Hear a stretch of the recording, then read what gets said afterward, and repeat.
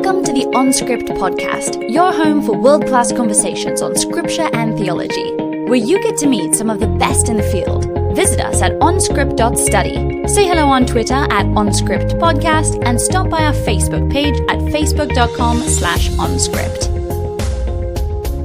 Hey OnScript listeners, welcome back for another round.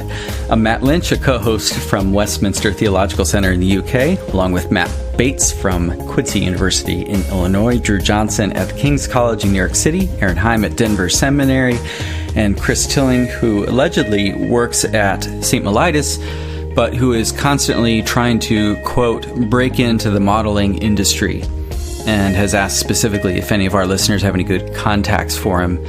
I'm not going to comment on whether or not I think that's a good route for him to go down, but I'll just leave that with you. That was a joke, by the way. I feel like I have to preface that after the Irvine Shablatsam April Fool's episode. Anyway, special thanks to Ed Hackey for all his amazing support and help with production, and to Tommy Molman for his marketing and media wizardry. In this episode, we have a brief interview with Sophia Bachman, Michelle Bachman's daughter, who Drew Johnson interviews, and then that leads into an interview that Drew does with Matthias Henze. Okay, so we're here with Sophia. Sophia, tell us first and foremost, I think we're all most interested to know, what is it like to have a mother who's running for president of the United States? Well, it's the same feeling of when you're 17 and just trying to grow up. It's what are you doing with your life? What's going on? What is true and false? What's funny, it was super normal. Like, she was just always kind of a big deal. So it's just that more people knew about her, and that was it. Excellent. So changing the topic ever so slightly, if you were going to explain to somebody, like somebody became a Christian, started reading the New Testament for the first time, and they run into things like Jesus is called a rabbi, right? And he's at a synagogue teaching and explaining things, and he's casting out demons. Where would you point them to where these things come from? Because in the New Testament, they just presume you know these things. So where do these things come from? Well, you're talking about more of like the Jewishness of the New Testament. And I think that's interesting because you see that there is a stray from like Old to New Testament, where there's just kind of a lost period for most evangelicals. This is my background, of course. And so you think about like, okay, well, there's a lot more here to the story. And so there are like some people believe there are missing like books of the Bible, even, whether you're in a Catholic tradition or again, like the Maccabees, for instance. And so those are historical documents that are important to understand context. But it's also just good to know. I see it was different for me because I grew up in a very Christian environment where we did talk about this context. So it wasn't unusual for me. So I did know about it. But for someone new, I would probably point them, I mean, this sounds silly, but like just to like basic articles about it. I hate saying this, but Wikipedia is actually awesome. Just even like for a general background knowledge. But of course, nothing's better than source material. So someone who actually does hold these beliefs to be true. I was blessed to have Jewish friends growing up, so we usually made fun of them a lot, the hats. But no, we just asked some questions. Catholic friends too. I sound so diverse right now, don't I? So did your Jewish and Catholic friends actually know about where demons came from? Did they think they were Old Testament things or synagogues, rabbis, those kind of things? The demon question is interesting. I actually don't know that was ever a big deal. I think it was just kind of always there. Because again, it's the idea of the spirit, right? And that there are evil spirits. I never thought that they weren't in the Old Testament. But wow, do I not know the Bible now? Thank you very much, Sophia, for your time. You're welcome. Thanks for having me. Anyone who has read sequentially through the Bible has a bit of a shock when they arrive at the New Testament Gospels. New ideas and creatures populate the landscape of ancient Israel. Rabbis and synagogues somehow snuck into the center of Jewish life from somewhere off stage. So too did demons and resurrection of the dead. Though some would argue that we get glimpses of these in the Hebrew Bible, where did these full-figured notions about the spirit realm and the afterlife come from, among other ideas? Well, today we're talking to Professor Matthias Henze about his popular book, Mind the Gap, How the Jewish Writings Between the Old and the New Testament Help Us to Understand Jesus by Fortress Press, 2017. In this book for lay people, Henze walks through the various ideas that developed in the Jewish pseudepigrapha and the literature of Hellenistic Judaism more broadly. He shows the average reader of Scripture the roots of the Judaism that Jesus and his disciples understood, and notes that we can't fully appreciate that form of Judaism by reading the Old Testament alone. Matthias Henze is the Watt J. and Lily G. Jackson Chair in Biblical Studies at Rice University, and that's in Houston, Texas. His recent books include a monograph on Second Baruch titled Jewish Apocalypticism in the Late First Century Israel by Mort Ziebeck, and an edited volume called A Companion to Biblical Interpretation in Early Judaism by Erdmans. He's also written over 40 scholarly articles and book chapters, as well as numerous encyclopedia entries. And currently he's working on a critical commentary on Second Baruch with de Gruyter. Dr. Henze earned an MDiv from the University of Heidelberg in Germany, an MA from Harvard University in the Department of Near Eastern Languages and Civilizations, and he also earned his PhD from Harvard University in that same department. Welcome, Matthias, to OnScript. Thank you. It's good to be here. Okay, maybe we could begin this discussion with a description for those of our audience that aren't familiar with Hellenistic Judaism and the literature that was generated in that period. Maybe just a general description of the kinds of literature that we're encountering in this gap period that you identify. And then how did you first get interested in this period? Right. So these are two very different questions. Where do you want me to start? With the first or second question? With the description of the material, the personal stuff? Yeah, let's go ahead and begin with what's the material, and then why do you personally find it interesting? Okay, so it seems to me that most people who study the Bible are very much focused on the canon. From a Christian perspective, of course, there's the Old and the New Testament.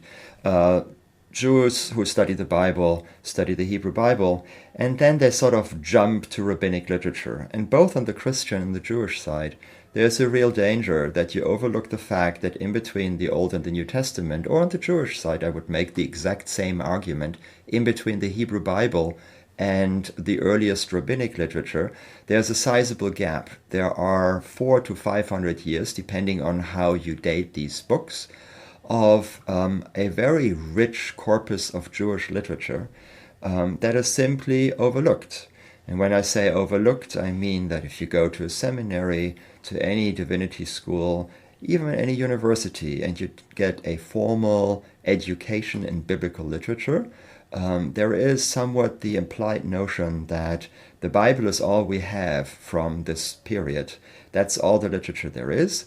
A, and B, that it's fine to study this literature out of context, as it were, particularly when it comes to the New Testament. And so it seemed to me that what was needed was a book that explained what kind of literature there is in addition to the biblical texts. Not meant to be a criticism of canonical decisions. I'm not trying to take away the Bible, take away the canon, but what I am saying is that the writings that are preserved in the Bible is not all we have. There is more, and I think it behooves us to cast our net wide and read beyond the biblical texts themselves. Yeah, and so how did that lead to you personally becoming interested in these? Because you studied in ancient Near East division at Harvard, and so there's lots of things to be interested and distracted by. So how did you home in on this? Right. So there, I think I need to tell you a little bit about my personal background. I spent the first half of my life in Germany, was born and raised there, and I always had an interest in Judaism. So growing up in high school, I contacted the local synagogue, even though I myself am not Jewish, I'm Christian, Lutheran, and studied modern Hebrew, and then spent my junior year in college at the Hebrew University in Jerusalem. So I always had an interest in Jewish-Christian dialogue.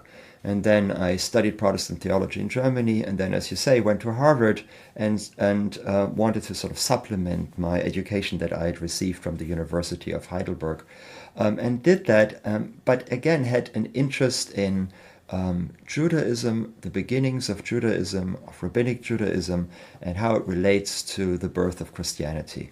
And that's why I focused on what we call the Second Temple period and its literature. I also studied Akkadian and Ugaritic, so I have sort of an interest in ancient Near Eastern studies as well. But for my scholarly work, I focus much more on the Second Temple literature. So I was at Harvard in the 1990s when research on the Dead Sea Scrolls was really picking up speed. And so I took a class there and was blown away by the kind of literature that the people at Qumran read. And then also started to develop an interest in the so-called Apocrypha and Pseudepigrapha, and quickly found out that there's a wide field there of texts on which not so much work had been done.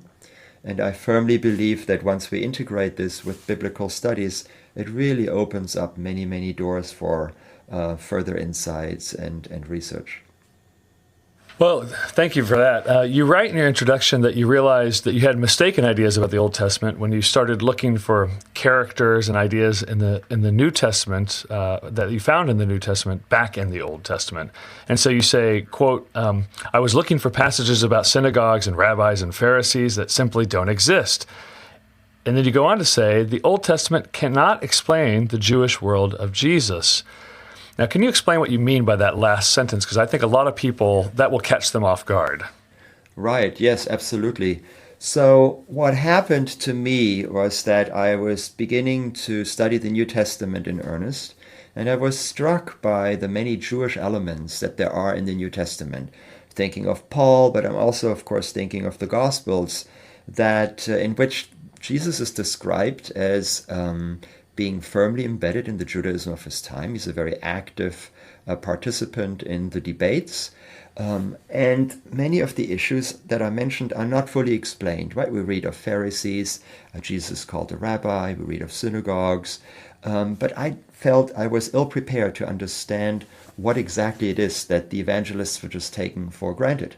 And so, not quite knowing where to turn, I had always been under the impression, and I think this is true of many Christians today, that when we turn to the Old Testament or the Hebrew Bible, we will find an explanation of the Jewish world that is simply taken for granted in the New Testament. And the truth of the matter is that it doesn't work that way. So if the evangelists speak of synagogues, there are no synagogues in the Old Testament. If there are rabbis in the New Testament, there are no rabbis in the Old Testament. There's a long list of things that are simply taken for granted in the New that cannot be explained by the Old Testament. Now, often when I give talks about Mind the Gap, this is often how I begin. And then people will typically say, this is true. How can this be? Can you explain it? And the very simple explanation is that Judaism developed rapidly in these gap years between the Hebrew Bible and the New Testament. And by development, I mean that new questions were asked, new kinds of literature were written, and also new Jewish institutions came into being, such as the synagogue and such as the rabbis. And so, since the Bible glosses over those 400 or 500 years, there's really no text in the Bible that explains the origin and earliest development of all of these questions and institutions. By the time we hit the New Testament, all of these things are well established, are part of Judaism, so that the New Testament authors don't feel the need to explain any of this. They just assume that we know what's going on, when in fact we often don't. Yeah, that's great. And I think I should be mindful of the audience here that your phrase "mind the gap" is a play on the British the subway station,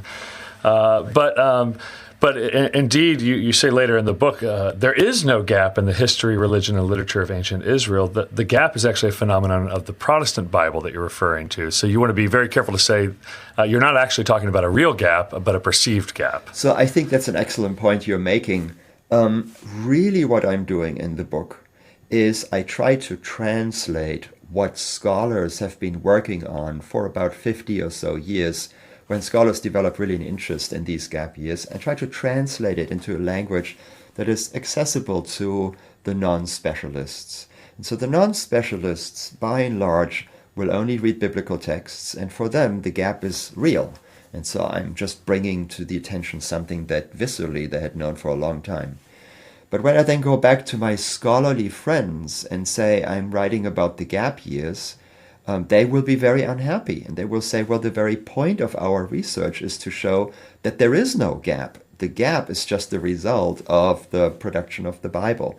And so that's why I have this page in there where I say the gap is a construct. There's no real gap in ancient Judaism. Jews did not stop to write or read, produce literature.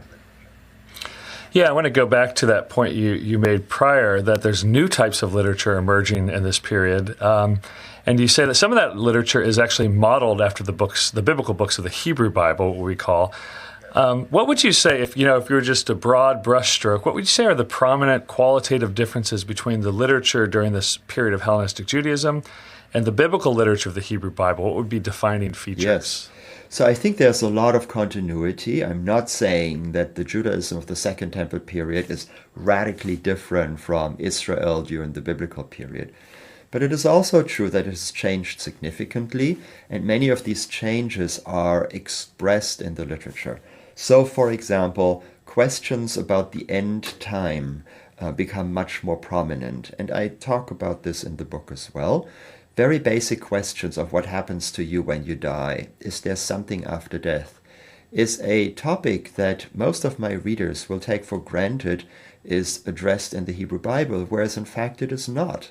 And often when I talk about issues such as resurrection, I like to read the Psalms that talk a lot about death, but they stop short of talking about what happens after. So that's one example. People wanted to know. The book of Genesis talks about a definitive beginning of time and a definitive beginning of the world. Well, is there also a definitive end? Are we headed in a certain direction? Questions of the origin of evil. Why are we prone to take the wrong turn whenever we're offered the opportunity, right? Where is this coming from? What is it within us? Questions about calendar. Calendrical disputes. What is the correct calendar?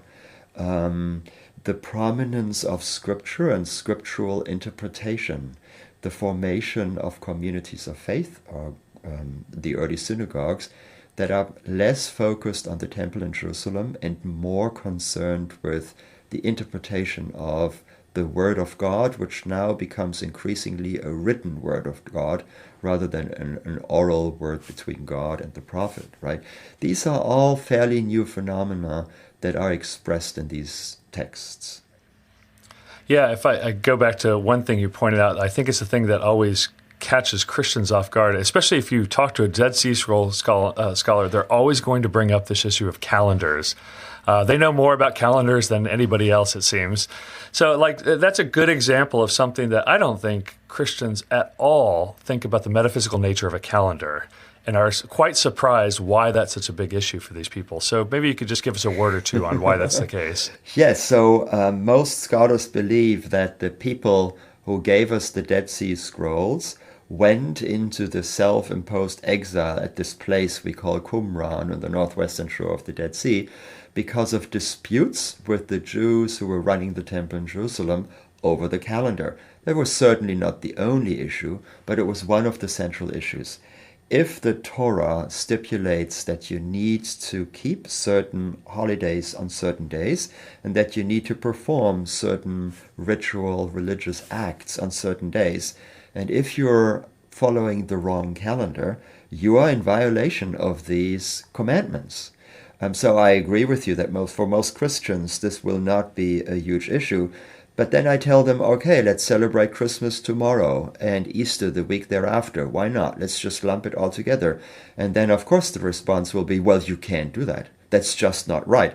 So just as much as there is sort of a baffled non-understanding why this is such an issue, once you confront them and say, all right, well, if it's a non-issue, I suggest that we move Christmas to midsummer. It's nicer. And then they will immediately say, no, you can't do this. So I think viscerally, again, this is like deep-seated, right, that we all agree on the same calendar. It's just not on our map that there could be multiple calendars. Right. At one point, you argue that the interpretation of Jesus as portrayed in the Gospels has to change in light of what we've found in the Dead Sea Scrolls. And near the end of the book, you argue that Jesus could have been reading from across a very large collection of non-canonical texts, or at least would have had familiarity with these. Now, we're straying into what is a personal interest of my current research, so I'm just tapping your brain here. That's good. Yes, right. But what do you make of this, kind of in the big picture, what do you make of the deafening silence of the New Testament authors towards this rich literary Hellenistic tradition of literature that surrounded them? And it's a tradition which they surely were familiar with at some level. And I guess I wonder, is their silence towards centuries of literature a critique, ultimately? And of course, they're not entirely silenced. There are some hints and allusions, and one quotation at least. But in Jude, right? Jude alludes to the Enochic material. Yes, right.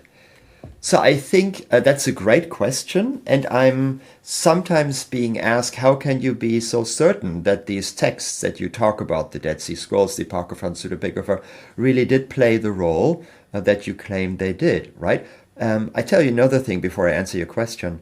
I had the title Mind the Gap at the very beginning. I thought about this, that this is what I wanted to call the book, and then I changed my mind. And in fact, while I was writing the book, I was operating under the assumption that I had a different title altogether, namely, What Did Jesus Read? ?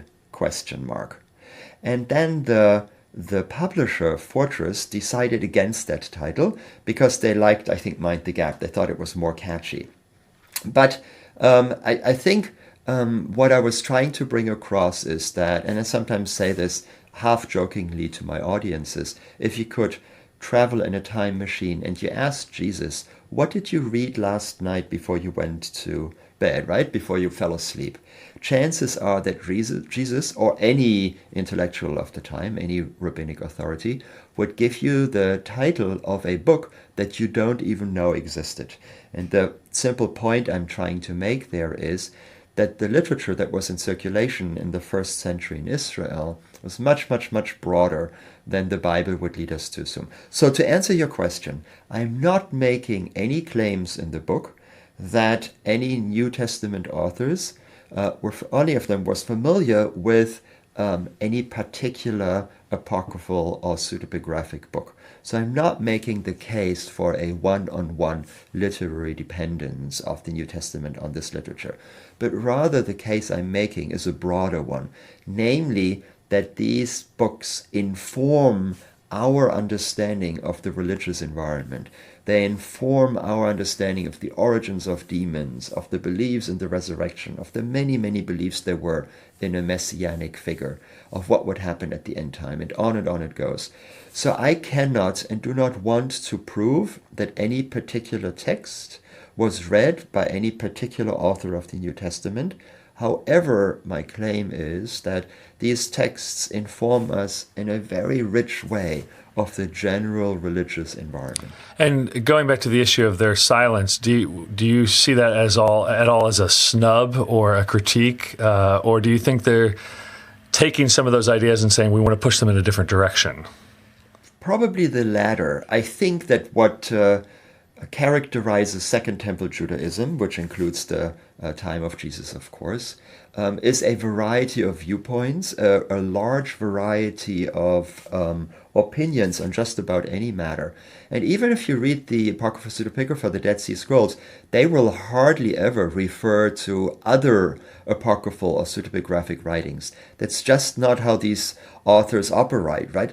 They will be very critical of each other, extremely critical, but that critique hardly ever takes the form of a direct citation of another text. So I'm not so concerned that these texts are not quoted verbatim.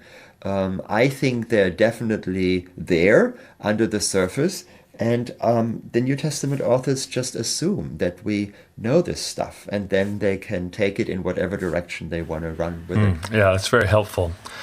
Okay, well, I have a few questions from a speed round, so you only get a sentence or two to answer. So we're going to try to keep it crisp and clear, unless you have to expound. Okay. Okay, perfect. Let's begin with this first question. Have you ever thought about having your book for sale at The Gap, the outlet store? Right. What a great idea. I have not, but I look into it. Just thinking right on the counter idea. there. Yeah, Yes. mind the gap. Right. I should also Fantastic. point out, when you say, you had this other title in mind for the book, and it's one of the dirty secrets when people ask you about the title of your book, they don't know that we actually don't have control over the title. The marketing department has more control than anybody else. I just mentioned this title in passing and said this used to be the title, but now I have a new one. And they said, okay, let's go back to the old one. And that was the end of the story. Yeah, I've had the exact same experience as well.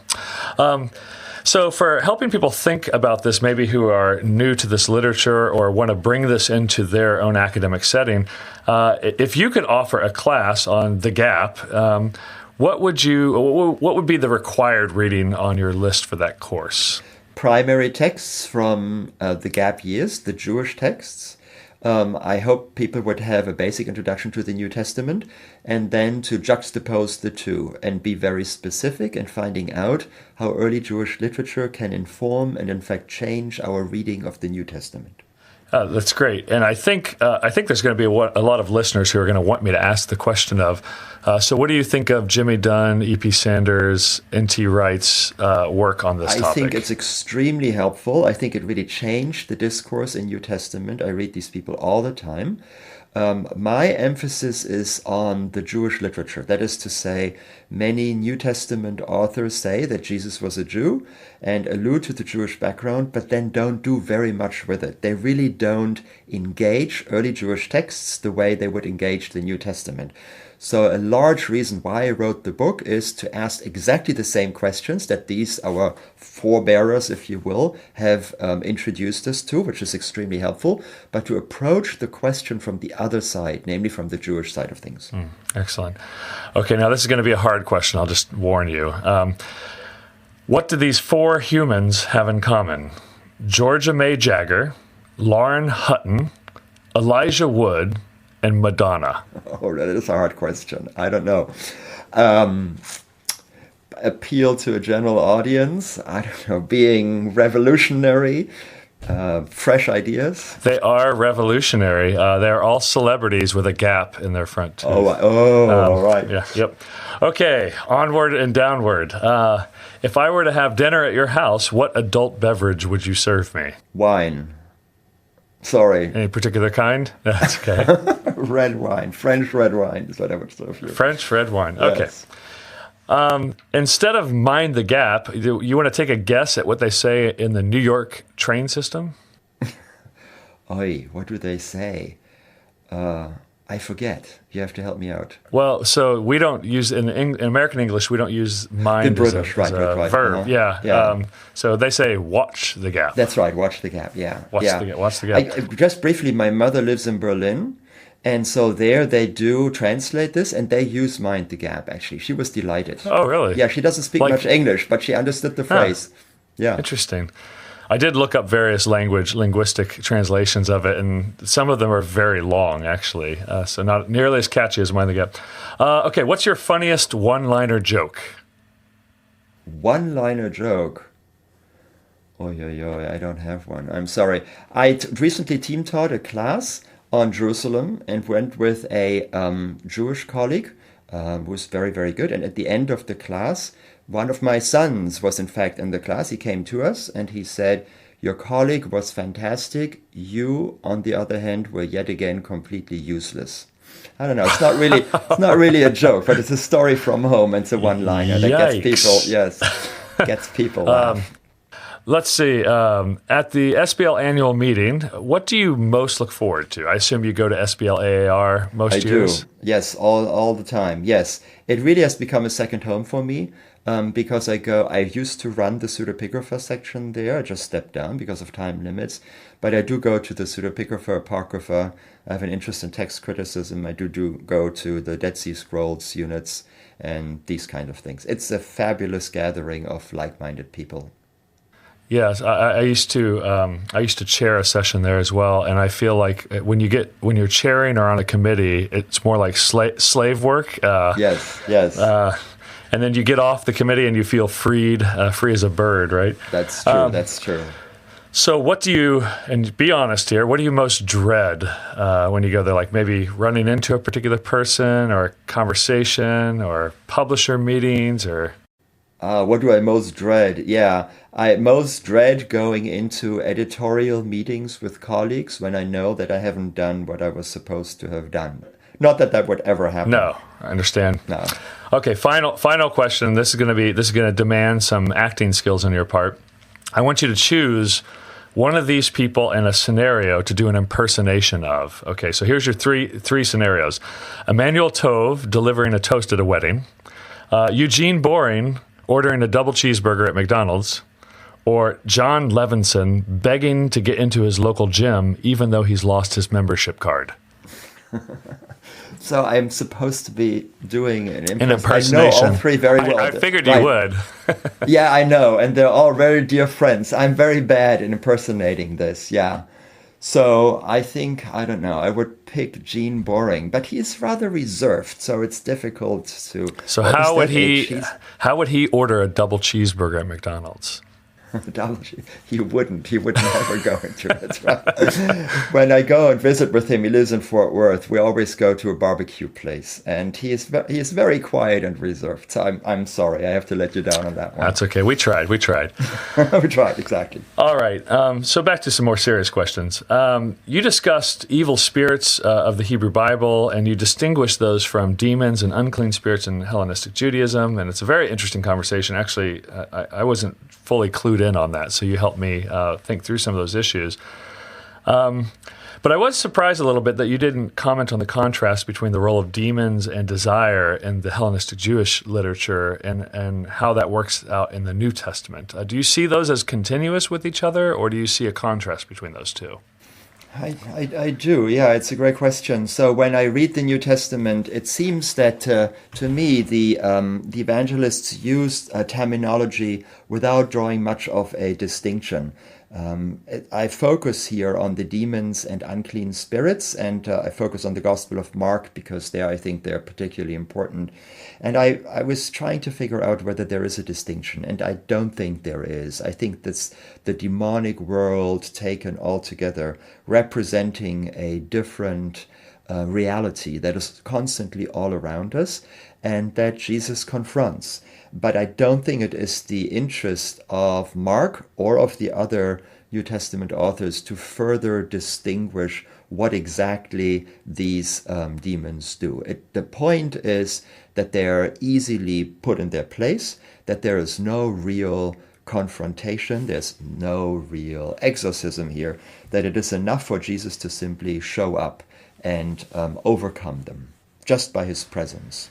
Yeah, I thought that was very helpful. The resurrection of the dead, that's a really big one here. So at best, it's a cryptic and seminal idea in the Hebrew Bible, but it's explored very openly in the Hellenistic Jewish text. And I'm interested in what you think. I thought of another option here from the Hebrew Bible, and that's the role of the metaphor of salvation. So in the Hebrew Bible, salvation is first physical, that you're actually rescued from imminent death. And then it becomes a metaphor. That's how I would see it rolling out in that direction. Where in the New Testament text, it seems to come in primarily as a metaphor, but then in the kind of apocalyptic and eschatological parts, it becomes physical. That you're going to be rescued from a second death, from the being cast into Gehenna at the end of time or after the judgment. So I wonder if you would see that as an example of something that is again another cryptic yet seminal concept or conceptual scheme that provides girth to what's going on in the New Testament. Yes, I think absolutely. So what I try to do in the resurrection chapters, I try to argue that the origins of resurrection may go back to 8th century BCE prophetic texts, where the language of resurrection is used metaphorically, and then only at a much, much later point within the Hebrew Bible, for the first time in Daniel 12, resurrection language is used to describe the actual physical resurrection. That's one change. And the other change is that you move from the collective, all of Israel, to the individual, right? In the book of Daniel, it's the wise. And that is how it is being used in the New Testament.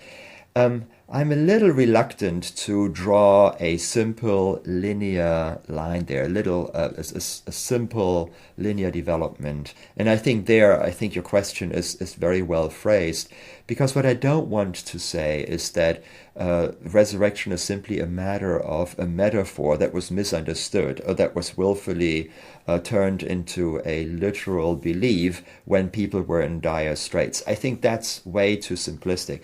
So I think your observation that it's not simply from metaphor to an actual belief, but it's much more complex than that, I'm very sympathetic with. Excellent.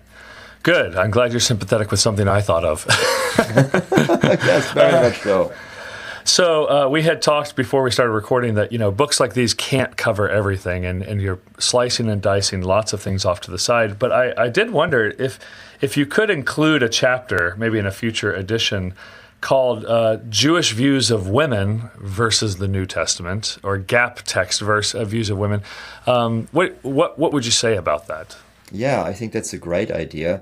Women, unfortunately, in Second Temple literature don't get a very good press, right? I just read a couple of articles for a volume I'm editing on gender and modern gender studies, and it's really difficult to find anything positive, I hate to say, in early Jewish literature, especially in wisdom literature. I'm thinking of Ben Sira and other writings.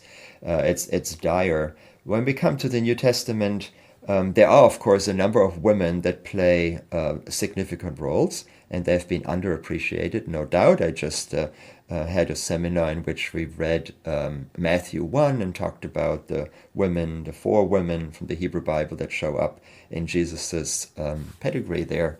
I would have to look into this and debate whether that's reason enough to say that the perception of women changes for the better in the New Testament, beyond the presence of women in the New Testament, whether there's a real change in attitude there.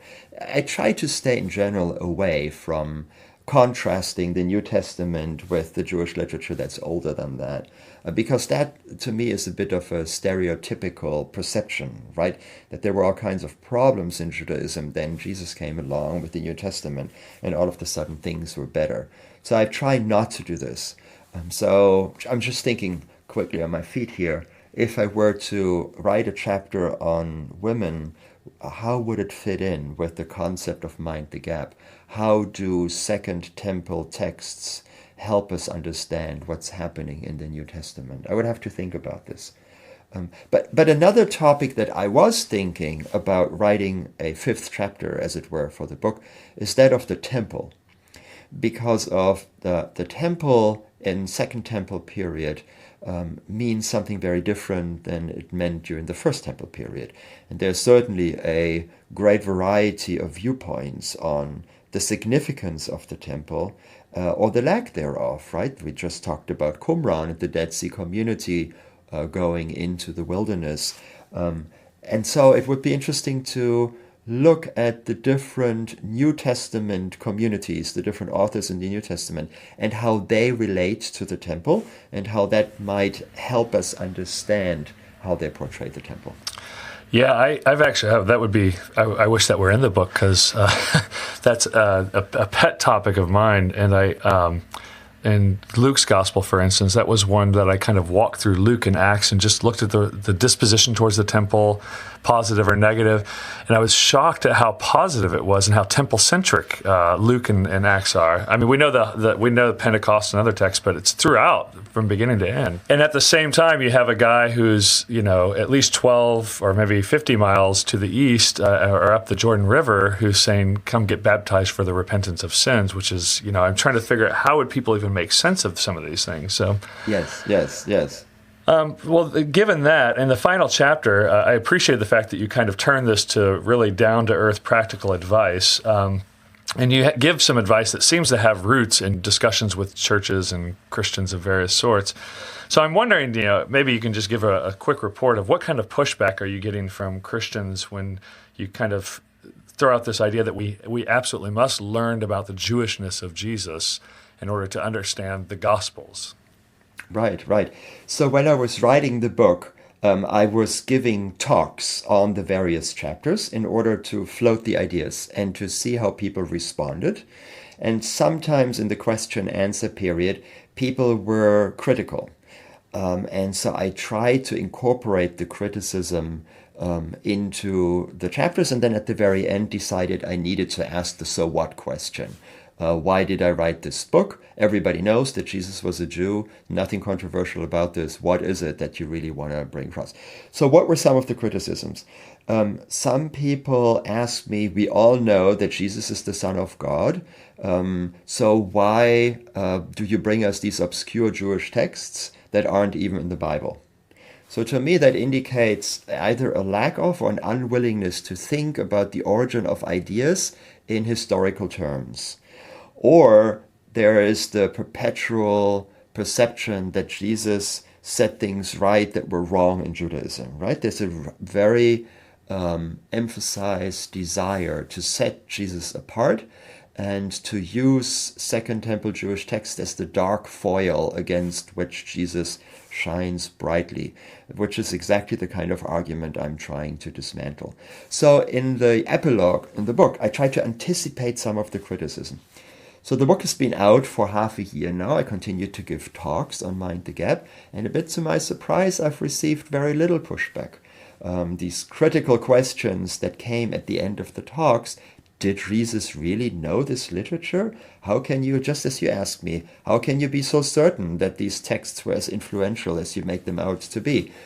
There was very, very little pushback, and people have responded extremely favorably to the main argument of the book, namely that for us to be truly biblically literate, to get a really good understanding of the New Testament, we really have to read beyond the Bible. So people, rather than criticizing me or giving me pushback, were intrigued and were quick to admit that they in fact knew very little of first century Judaism in ancient Israel. And that's why I have in the back of the book also some suggested further readings. They were very open and very eager, in fact, to read more. It seems, if I may say, that some of the criticism comes from our colleagues, professional exegetes, who are much more reluctant to change their ways, rather than the so-called lay community, general Jews and Christians, who are very open and eager to discuss this idea. So just about a month ago, I did a 3-evening series together with a rabbi here in Houston at a conservative temple, where we talked for 3 evenings about Judaism at the time of Jesus, loosely based on Mind the Gap, with this rabbi.